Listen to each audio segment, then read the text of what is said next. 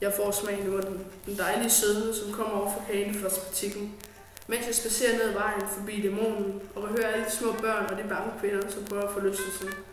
Jeg går forbi alle forlystelserne.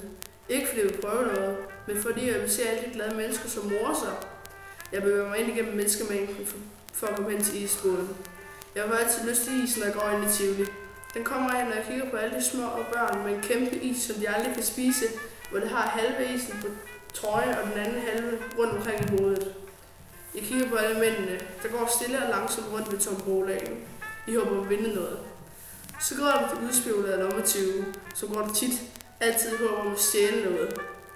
Så er der de gamle bedstemødre, som altid sidder på en bænk og får sig en sludder. Altid håber om at finde nogle gamle nye venner. Så har vi storebrødrene, som altid spiller i casinoerne. Altid håber om at vinde nogle penge.